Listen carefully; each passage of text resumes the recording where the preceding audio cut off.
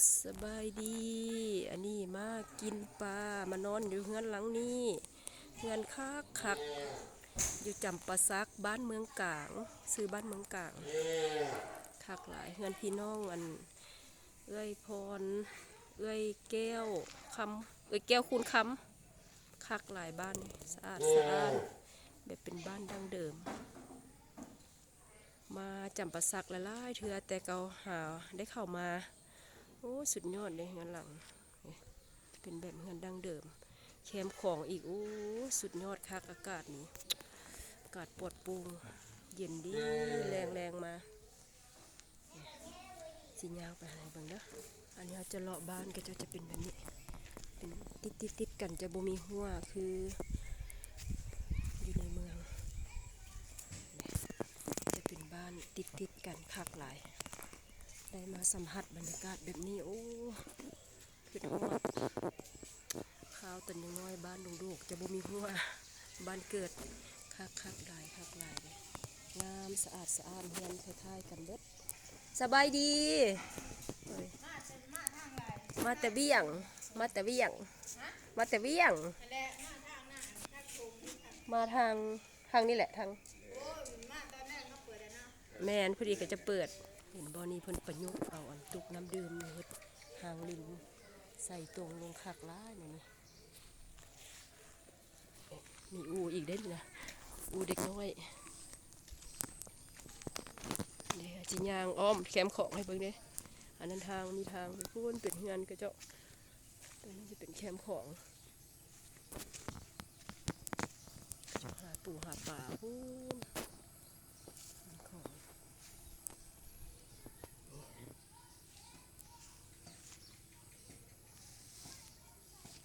โอ้คักงามหลาย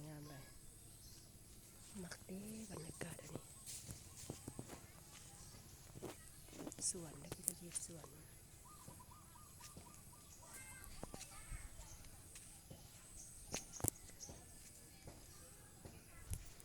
ลุมก็จะเสียดสวนนั่นนะสวนปลูกผักจะงามงาม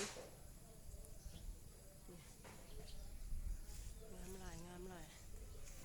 สวนก็จ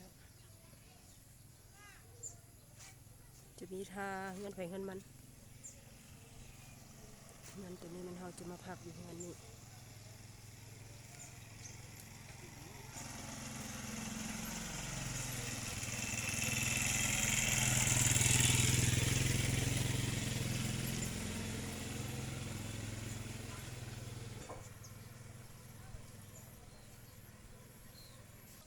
ทางลงทาก็จะเป็นก็จะอาบน้ำจะหาป่าลงไปเบิ้งก่อนนะอันนี้มันเท่ายางลงทางทาเลยนี่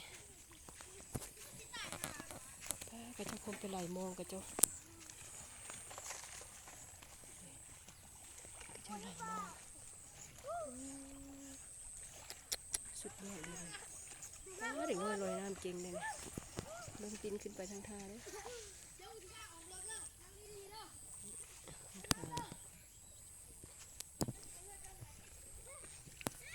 ยามแรงเบิ่งแต่เป็นตกดินโคตรงามเลยสิลงไปคักเลยพวกนั้นนะถ่ายบรรยากาศสัมผัสว้ายคักให้เด็กน้อยอาบน้ำมวนบอันนี้เจ้ากำลังสิไปหามองอันไปใส่มองอันเฮือเจ้าสิไปใส่มองหาป่าเลยขออนุญาตน้ำเพิ่นโอ้คักหลายเด็กน้อยกับเจ้าอันเพิ่นว่าเพิ่นสิไปไหลมองไปไหลขี่เหือขึ้นไปพุ่นเป็นบ่ลงก็ได้ขึ้นก็ได้เนาะตามโอ้แล้วมันกับเห็นกับเจ้าเอาคลิปลงในป่าหลายแท้หลายว่าว่ามันห้วยแล้วมันบอกวางแล้วนี่เนาะอาทิตย์แล้วนี้2-3 อาทิตย์ก่อนหลายลีท่านน้ำขึ้นคนนี้จะสีน้ำกำลังขึ้นแน่เลยดิคักแค่คักเย็นดีเนาะเอาคุณไปผู้เดียวบ่แม่ทำไปผู้เดียว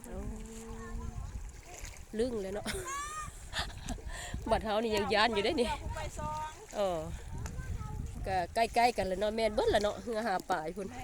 นเบิร์ด ป้า ก็น้อยที่ขึ้นหมื่นก็นี้จังน้อยนี่เป็นจีลงมาแล้วแบบนี้ โอ้พอดีได้ป่าแล้วเนาะประมาณชั่วโมงนึงแม่นบ่ไปก็แล้วแต่เนาะ แมนมองชั่วโมงนึงไร พอดีสิมืดเบิ่งก่อนจะ เออ อืม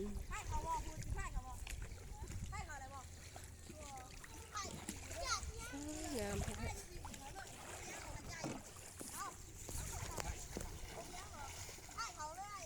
มันอยู่ย้อนอยู่บ่แดงจะมัดเชือกไว้ได้ไรก็ไหลมือตื่นมา ไหลมาแล้วก็กู้ซื้อมาไปไหลแล้วก็กู้แม่นเบิดเลยบอกหลายๆลำนี่แรงๆมาจังสิ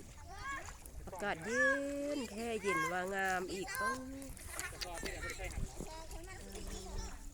เป็นน่ากับไฟเงากินถ้ากินมา จะเอาไป